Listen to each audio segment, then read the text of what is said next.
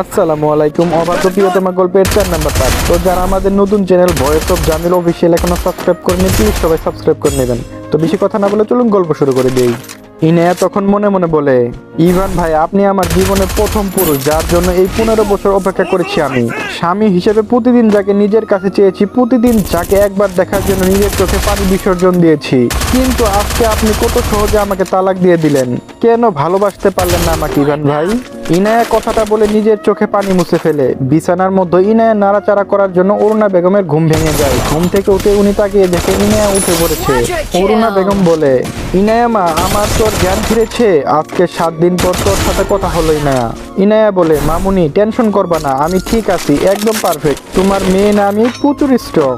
ইনায়ার কথা শুনে অরুণা বেগম হাসে। এরপর ইনায়ার জন্য নাতাশা খাবার নিয়ে আসে। নাতাশা রুমের দরজায় এসে নক করে। সেখানে অরুণা বেগম ইনায়ার সাথে কথা বলছিল। দরজায় কারো নক করার শব্দ শুনে তারা দুজনে পিছন ফিরে তাকিয়ে দেখে নাতাশা এসেছে। অরুণা বেগম ইশারা দিয়ে নাতাশাকে ভিতরে আসতে বলে। নাতাশা খাবার হাতে নিয়ে ভিতরে যায়। তবে ইনায়ার জ্ঞান ফিরে এসেছে দেখে খুশি হয় নাতাশা বলে, ইনায়া তোর জ্ঞান ফিরে এসেছে দেখে আমি অনেক খুশি হয়েছি। তোকে অনেক মিস করেছি আমরা সবাই। I really miss you bestie. Inaya বলে, কিন্তু নাতাশা, এখন মনে হচ্ছে আমি সত্যি সত্যি অজ্ঞান হয়ে যাব। তুই আমার জন্য রান্না করলে বিশ্বাস হচ্ছে না। আবার তোর রান্না খেয়ে কোথাও না আমি আবার কুমায় চলে যাই।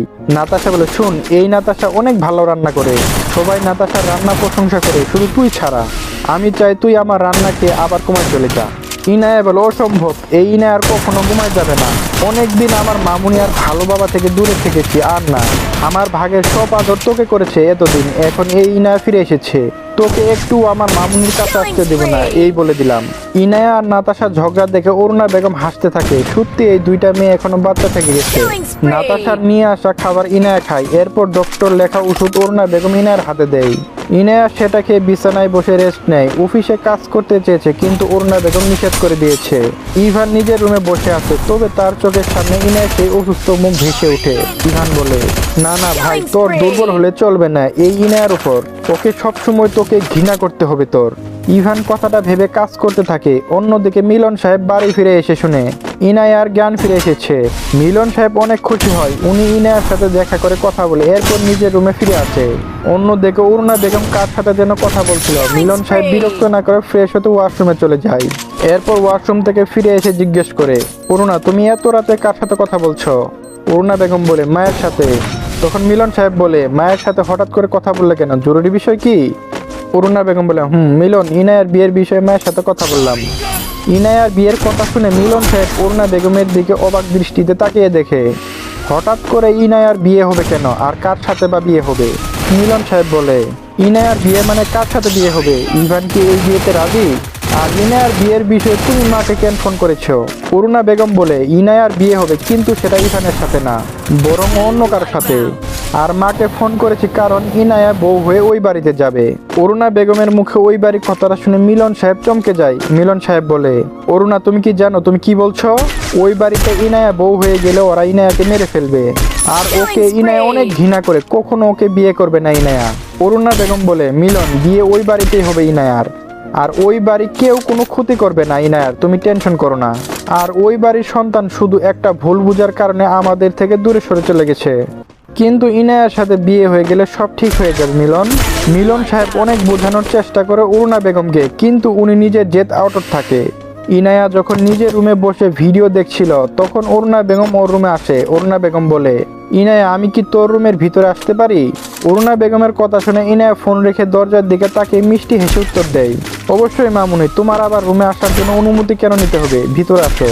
ইনায়ার সম্মতি পেয়ে অরুণা বেগম রুমের ভিতরে ঢুকে পড়ে। এরপর বিছানার কাছে গিয়ে ইনায়ার পাশে বসে। অরুণা বেগম ইনায়ার মাথায় হাত দেয়। এরপর ওর হাত নিজের হাতে রাখে। অরুণা বেগম বলে, ইনায়া, তোর কাছে যদি তোর মামুনি কোনো কিছু চাই, সেটা কি তুই রাখবি? বিশ্বাস কর, তোর মামুনি তোর ভালোর জন্য করবে। দয়া করে তোর মামুনির আবদারটা রাখবি মা।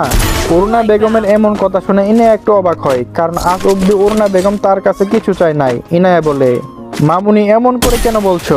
ছোটবেলা মা মারা যাওয়ার পর তুমি আমার মা। তোমার কোনো কথা অবাধ্য কি হয়েছে কখনো আমি? তুমি শুধু আমাকে একবার বলো তোমার কি চাই। এই ইনায়া তার মামুনির খুশির জন্য নিজের জীবনও দিয়ে দিতে পারে। ইনায়ার কথা শুনে অরুণা বেগম সাহস নিয়ে বলে, আমি চাই তোর অন্য কোথাও বিয়ে দিতে। আমার পছন্দ করা ছেলেকে তুই কি বিয়ে করবি ইনায়া? মামুনির মুখে বিয়ে কথাটা শুনে ইনায়া চমকে যায়। অরুণা বেগম এমন কিছু বলবে সে আশা করে নাই। ইনায়া কি করে অন্য পুরুষকে বিয়ে করবে? সে তো ইভানকে ভালোবাসে। ছোটবেলা থেকে নিজের স্বামী হিসেবে ইভানকে সবসময় নিজের মনে স্থান দিয়েছে। ইনায়া বলে, মামুনি কি বলছো এসব তুমি? বিয়ে মানে? কার সাথে বিয়ে হবে আমার? আর আমি কাউকে বিয়ে করতে পারবো না মামুনি। ইনায়ের এমন কথা বলবে সেটা অরুণা বেগম জানে, তাই সে ইনায়ের হাত নিজের হাতের উপর রাখে আর বলে, ইনায়া তুই যদি কখনো তোর মামুনিকে ভালোবেসে থাকিস বা নিজের মায়ের জায়গা দিয়ে থাকিস, তাহলে আমার মাথায় হাত দিয়ে তুই প্রমিস কর তোর মামুনির পছন্দ করা ছেলেকে তুই বিয়ে করবি। আর যদি আমার কথার অবাধ্য হয়ে অন্য কোনো সিদ্ধান্ত গ্রহণ করবি তো তাহলে তোর মামুনির মরা মুখ দেখবি। অরুণা বেগমের কথাটা শুনে ইনায়া তার মাথা থেকে হাত সরিয়ে দিতে চায়, কিন্তু অরুণা বেগম সেটা করতে দেয় না। উনি ইনায়ার হাত শক্ত করে চেপে ধরে বলে, বল ইনা তুই কি বিয়ে করবি না তোর মামুনির মরা মুখ দেখবি? ইনায়া বলে, মামুনি তুমি এসব কি বলছো মামুনি? আমি বিয়ে করতে পারবো না, তুমি তো সব ভালো জানো মামুনি। এমন কেন করছো মামুনি? অরুণা বেগম বলে, তুই বিয়ে করবি কিনা ইনায়া? ইনায়া বলে, অসম্ভব, আমি এই বিয়ে করতে পারবো না মামুনি। অরুণা বেগম বলে, শেষবার জিজ্ঞেস করছি তুই কি বিয়ে করবি না আমার মরা মুখ দেখবি, বল ইনায়া। ইনায়া জানে অরুণা বেগম যা বলে তাই করে, সে তার মামুনিকে হারাতে পারবে না, তাই ইনায়া বলে, আমি বিয়ে করব, হ্যাঁ বিয়ে করব আমি। তুমি যার সাথে চাও তার সাথে বিয়ে করব, তুমি সবকিছু আয়োজন করো। ইনায়ার কথা শুনে অরুণা বেগম নিজের মাথা থেকে ইনায়ার হাত সরিয়ে ফেলে, এরপর বলে, এই না হলে আমার মেয়ে, খুব তাড়াতাড়ি তোর অন্য কোথাও বিয়ে হবে একটা ভালো ছেলের সাথে। তুই অনেক সুখী হবি, আমার মেয়ে অনেক সুখে নিজের জীবন কাটাবে। অরুণা বেগম কথাটা বলে ইনায়াকে জড়িয়ে ধরে। উনি জানে ইনায়া ইভানকে ভালোবাসে। ইনায়ার মনের কথা অরুণা বেগম খুব ভালো করে বুঝতে পারে, কিন্তু অরুণা বেগম চায় না তার একটা ভুলের জন্য ইনায়া সারা জীবন কষ্টে থাকুক। নিজের বন্ধুর কাছে করা ওয়াদা উনি রাখবেন, ইনায়াকে উনি ভালো করে বিয়ে দিবেন। এমন একজন মানুষের সাথে ওর বিয়ে হবে যে ওকে সম্মান করবে, ওকে ভালোবাসবে। অরুণা বেগম বলে, আমি হয়তো প্রথম কোনো শাশুড়ি যে নিজের ছেলে বেঁচে থাকার পরও বউকে অন্য কোথাও বিয়ে দিব, কিন্তু যে ছেলে নিজের বউকে সম্মান করতে পারে না তার মধ্যে কোনো মনুষ্যত্ব নাই। সেই ছেলের জন্য অন্য একটা মেয়ের জীবন নষ্ট হতে দিব না আমি।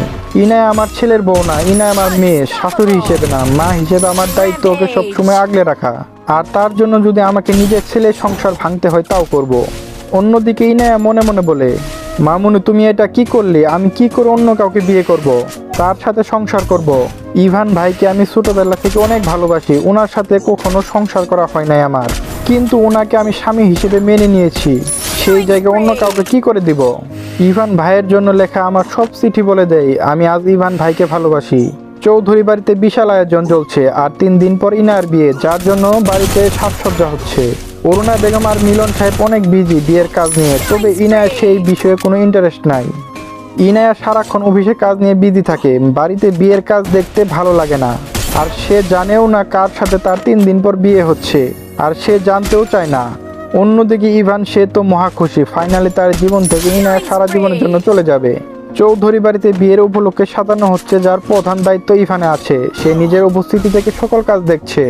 বাড়িতে অনেক মেহমান এসেছে বিয়ে উপলক্ষে। ইনায়া নিজের অফিস শেষ করে রাতে বাড়িতে ফিরে আসে। ইনায়া নিজের রুমে গিয়ে ফ্রেশ হতে ওয়াশরুমে চলে যায়, এরপর ফ্রেশ হয়ে বাইরে চলে আসে। বাড়িতে বিয়ে উপলক্ষে গান বাজনা আয়োজন করা হচ্ছে, যার কারণে কাজে ইনায়া মন বসছে না। ইনায়া কাজ করা বন্ধ করে নিজের রুম থেকে বের হয়ে যায়, সিঁড়ি দিয়ে উপরে ছাদে যায়। সেখানে বেশ শান্ত আবহাওয়া এখন। ইনায়া আকাশের দিকে তাকিয়ে একটা দীর্ঘ নিঃশ্বাস ছাড়ে। বড্ড বেশি অস্বস্তি লাগছে আজকে তার। বাড়িতে এত মানুষ থাকার পরও নিজেকে অনেক একা লাগছে, সে ভীষণ অসহায় লাগছে নিজেকে। ইনায়া যখন ছাদে দাঁড়িয়ে নিজের কল্পনা জগৎ সময় কাটাতে বিজি, তখন ইভান এসে দাঁড়ায় ওর পিছনে। নিজের উপস্থিতি জানাতে ইভান পিছন থেকে ডাক দেয় ইনায়াকে। ইনায়া, আপনি এত রাতে এখানে কি করছেন? নিজের ভাবনার মাঝে হঠাৎ করে ইভানের ডাক শুনে চমকে যায় ইনায়া। ইনায়া পিছন ফিরে তাকিয়ে দেখে তার সামনে ইভান দাঁড়িয়ে আছে, হাতে তার হাজার হাজার ফুলের বাহার। ইনায়া বলে, ইভান ভাই আপনি এত রাতে ছাদে কি করছেন? আর আপনার হাতে এত ফুল নিয়ে কি? কাউকে কি প্রপোজ করবেন? ইভান একটু হাসে, এরপর নিজের হাতে রাখা ফুল সেখানে থাকা একটা টেবিলের উপর রাখে। বাড়ি সম্পূর্ণ সাজানো শেষ হয়ে গেছে, শুধু ছাদ সাজানো বাকি ছিল, যার জন্য ইভান ফুল দিয়ে ছাদ সাজাতে এসেছে। ছাদে এসে সে ইনায়াকে দেখে আকাশের দিকে তাকিয়ে আছে, যার জন্য তার পিছনে দাঁড়িয়ে তাকে ডাক দেয়। ইভান বলে, আগামীকাল আপনার গায়ে হলুদ, যার জন্য ছাদে ফুল দিয়ে সাজাতে এসেছি। কিন্তু আপনি এখানে কি করছেন ইনায়া? ছাদ থেকে দাঁড়িয়ে কি নিজের বিয়ের সাজসজ্জা দেখছেন? ইনায়া বলে, তাই দেখছি। জীবনে প্রথম আয়োজন করে বিয়ে হচ্ছে আমার, কেমন হয়েছে সেটা দেখতে হবে না? ইভান ভাই, ছাদ সহ পুরো বাড়ি সুন্দর করে সাজিয়ে দেবে কিন্তু, যাতে বিয়ের দিন পুরো বাড়ি অনেক সুন্দর লাগে। আমি বললাম অবশ্যই ইনায়া, কোনো চিন্তা করতে হবে না, আপনার এই ইভান থাকতে ইনার বিয়ে সাজসজ্জা কোনো কমতি থাকবে না। After all the great Ivan Chowdhury একমাত্র বইয়ের বিয়ে বলে কথা, জামাই হিসেবে একটা দায়িত্ব আছে না আমার আপনার প্রতি। ইভান কথাটা মজা করে বলেছে সেটা ইনায়া বুঝতে পারে। ইনায়া একবার ভালো করে ইভানের দিকে তাকিয়ে দেখে নিজের মনের মধ্যে ভীষণ কষ্ট হচ্ছে তার, যে ইভানের জন্য এতদিন অপেক্ষা করেছে সেই ইভান আজ তার বিয়েতে হাসি মুখে সব কাজ করছে, নিজের জীবন থেকে বিদায় দেওয়ার জন্য তার বিয়েতে ফুল দিয়ে সাজিয়ে দিচ্ছে। নেক্সট পার্ট আজকে আসবে। তো